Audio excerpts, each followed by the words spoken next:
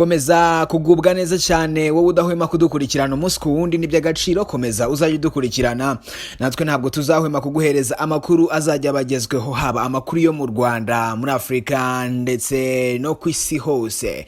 Ngewe uri kumva nitwa Ikwishimwe Emmanuel, kora subscribe kugira ngo hatazagira inkuru nimwe izajya igucika.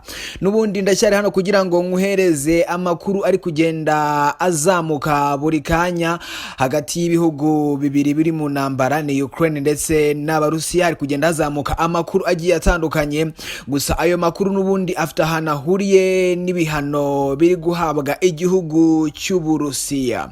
Igihugu cy'Uburusiya kiri guhura n'ibibazo bikomeye cyane ndetse n'abanyagihugu bacyo birumvikana, aho kugeza ubu ngubu ibihugu bigiye bitandukanye bibarizwa ku mugabane w'Uburayi harimo igihugu nka Italy, Germany, Bulgaria, UK, Belgium, Iceland ndetse n'ibindi bihugu byinshi cyane byo ku mugabane w'Uburayi byafunze ibirere byabyo ku ndege iyo ari yo yose y'Abarusiya, nta nimwe yemerewe guca muri ibyo bihugu. Hanyuma kandi ibihugu bikomeye cyane birimo Japan, Leta Zunze Ubumwe za Amerika, ubwami bw'Abongereza, Canada, Abafaransa ndetse n'Abadage bafungiye banke zo mu Burusiya, aho zitemerewe gukorana na banke zo muri ibyo bihugu maze kukubwira, bakoresheje systeme mpuzamahanga yo kohererezanya amafaranga.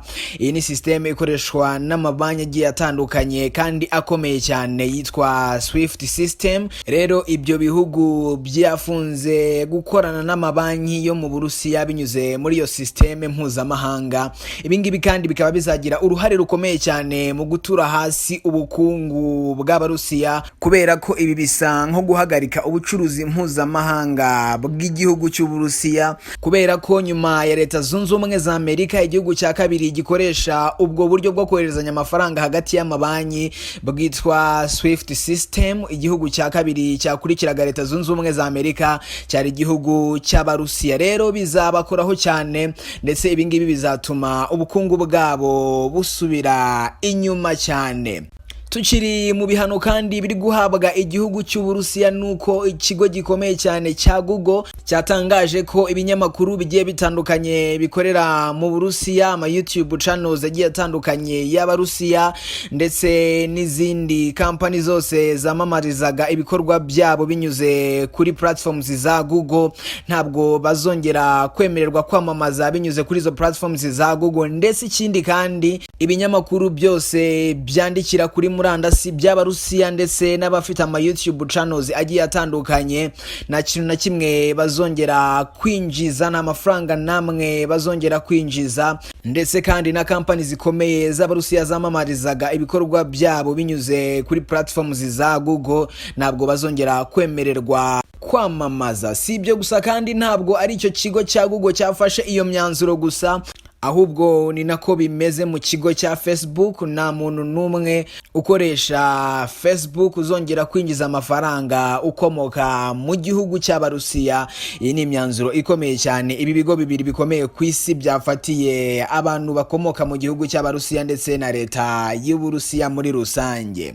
Ibindi kandi biri kugenda bivugwa mu bihano biri guhabwa iki gihugu cy'Abarusiya nuko muri football ibihugu byari kuzakina n'Abarusiya mu gikombe cy'isi kizaba uyu mwaka wa 2022 ntabwo bishaka kuzigera bikina n'Uburusiya. Ibyo bihugu birimo igihugu cya Polonye ndetse na Czech Republic. Dukomeje n'amakuru yacu kandi nuko kugeza ubu ngubu abantu barenga ibihumbi 400 bamaze guhunga igihugu cya Ukraine berekeza mu bihugu bituranye na Ukraine.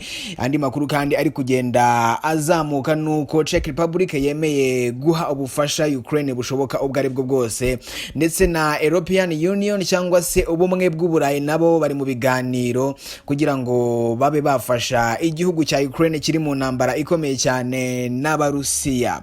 Umuyobozi wa Belarus kandi we akomeje guhatiriza Ukraine kugirana ibiganiro n'Abarusiya, ibiganiro bifite ahantu bihuriye no guhosha intambara iri kubera mu gihugu cya Ukraine, nubwo Perezida w'iki gihugu Volodymyr Zelensky yatangaje ko atazigera aganirira n'Abarusiya mu gihugu cya Belarus Belarusi, kubera ko igihugu cya Belarusi ni kimwe mu bihugu byifatanyije n'abarusiya kurwanya iki gihugu cya Ukraine, kubera ko niho abarusiya banyuze bajya gutera iki gihugu cya Ukraine. Mu yandi makuru kandi ari kugenda azamuka nuko abadage bemereye guhereza Ukraine intwaro 1000 ndetse na misile 500. Ikindi kiri kuvugwa kandi nuko leta zunze ubumwe za Amerika zemeye guhereza miliyoni 350 z'amadolari ya Amerika igihugu cya Ukraine azagifasha mu bikorwa bya gisirikare. Si ibyo gusa kandi Australia yemeye guhereza intwaro binyuze muri NATO igihugu cya Ukraine, ndetse abafaransa bemeye guhereza Ukraine ibikoresho byo kwirinda. Mu yandi makuru kandi ari kugenda azamuka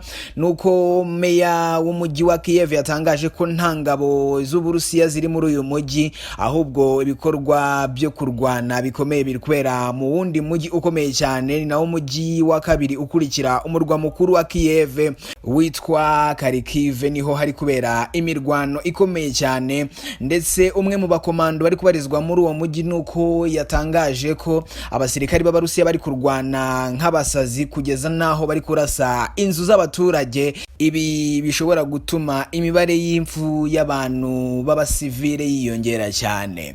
Ngayo nguko rero reka ngushimire cyane, n'ubundi ndibuze kugaruka mu kanya nkuhereza updates y'ukuntu ibintu bimeze, gusa kugeza ubu ngubu biracyakomeye cyane, abantu baracyakomeje gupfa umusubirizo. Reka ngushimire cyane udahwema kudukurikirana umunsi ku wundi, n'iby'agaciro komeza uzajye dukurikirana, natwe ntabwo tuzahwema kuguhereza amakuru azajya abagezweho, by'umwihariko amakuru afite ahantu ahuriye n'intambara iri kubera mu gihugu cya Ukraine, intambara yashojwe n'igihugu cy'Abarusiya. Reka ngushimire cyane, nkomeze kukwifuriza ibihe byiza cyane. Amazina yanjye nitwa Ikwishimwe Emmanuel.